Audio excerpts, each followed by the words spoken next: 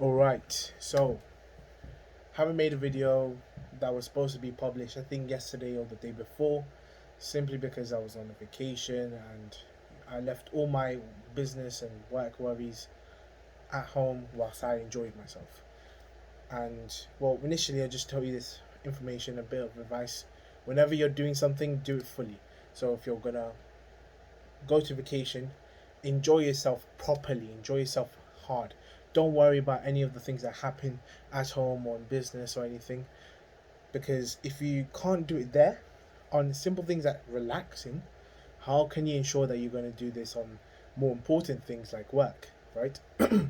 So, whilst I was on vacation, there were a few thoughts that were quite inspiring or thought provoking that I was thinking about. Some of them they just went and go. But another one that really piqued my interest was about the idea that I could actually make my life more as a game. And it was so interesting, in fact, to me that I went and actually conducted research. I went on Google, I went on YouTube, I saw a bunch of YouTube videos, I wrote down a bunch of stuff. And now looking at it, I might have actually broken a bit of a dopamine detox with it. So I will resume that again because that's not acceptable. Now I realize it. But through this, I have gained a few ideas on how I can gamify my life, and I really want to say this to you guys because I believe that when you look at games, especially, you come from work, you're all tired. Yet there's FIFA there's Valorant, there's any sort of fun game, Red Dead Redemption, or the one that people like again, I don't remember. People they'll just go to playing that game straight out from work, and it's not compulsory. You still have to put time and effort in that game. Yeah, you still want to play it. It is from your own choice that you want to play it. So I thought of that question. I was like, okay, what actually makes these games addictive?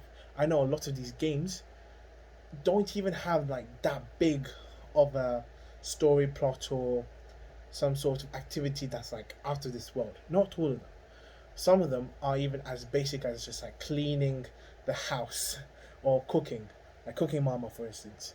Yet they are so addictive. So, what makes them so addictive? And so, I did a bunch of research through that, and I put some of the research things in the description below so you can watch them and like read them, whatever. But here's how I am going about trying to gamify my life and make it more fun, because the more fun it is, the less sort of discipline and grit you need to think about, and also it is otherwise much more effective. So the first thing you need to do is set very clear goals and very clear objective tasks you need to do. So in a normal game, when you're fighting a dragon, or you have to, there's a main plot that is to it, right? However, when you're actually playing the game, it does not talk about it all too much. Rather, it makes you focus on smaller subtasks first, like for instance, getting out of the prison, fighting this person, getting info from that person, which will later lead on to another person, those sort of things, right? And the task objectives that they show have those very well detailed in, and they're very clear and concise. So you need to, whenever you have a goal that you really want to achieve, take a paper, take a piece of paper, a pen or pencil, and write that down, break that down into goals that you could take to achieve that purpose, and steps you need to take to achieve that goal.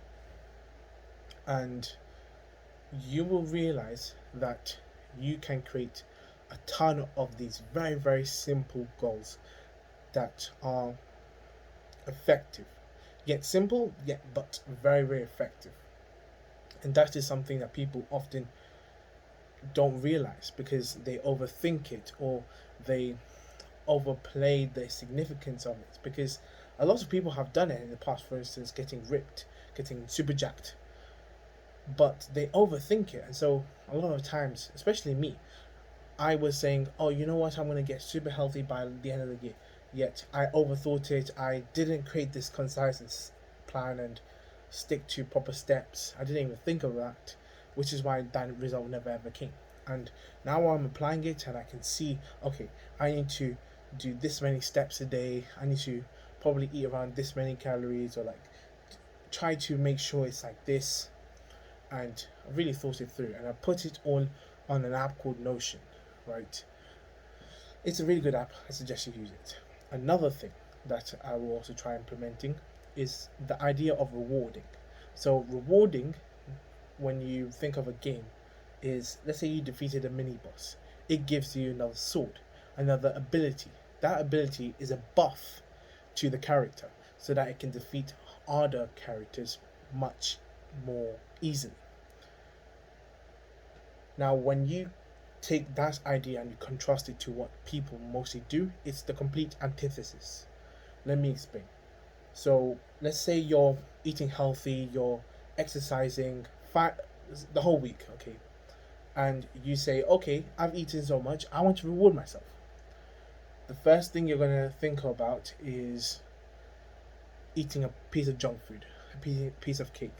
If anything, that is a detriment to your hard work. It hurts it.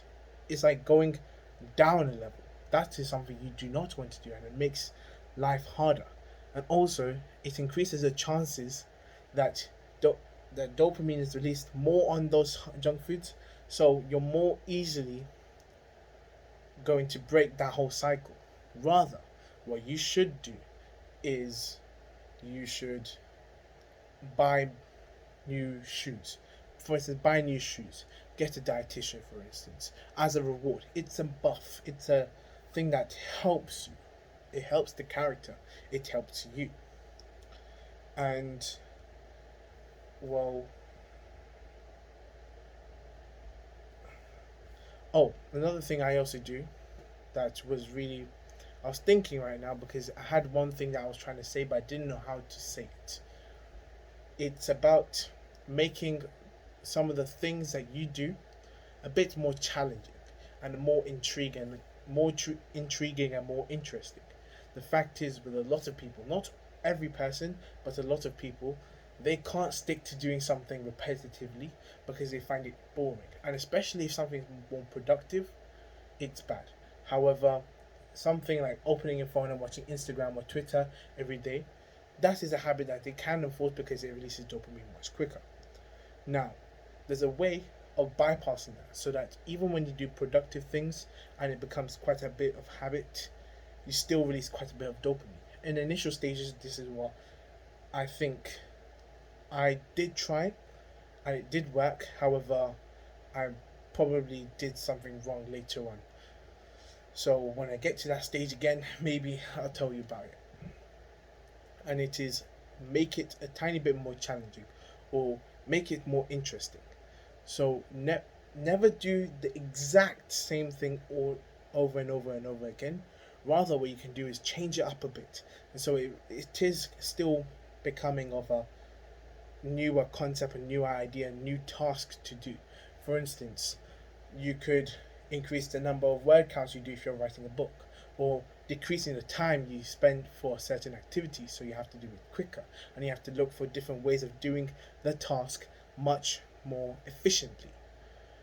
And overall, rather than you trying to up the character in the game, you're moving up levels in the character of the real life of you. So with that being said, have a bit of a thought on this idea. It's, for me, I'm thinking about this idea. However, I've started implementing it, and well, obviously starting is very nice, but obviously getting to the nitty gritty bits is gonna be very interesting. So do the hard work, even though you don't really want to. Peace.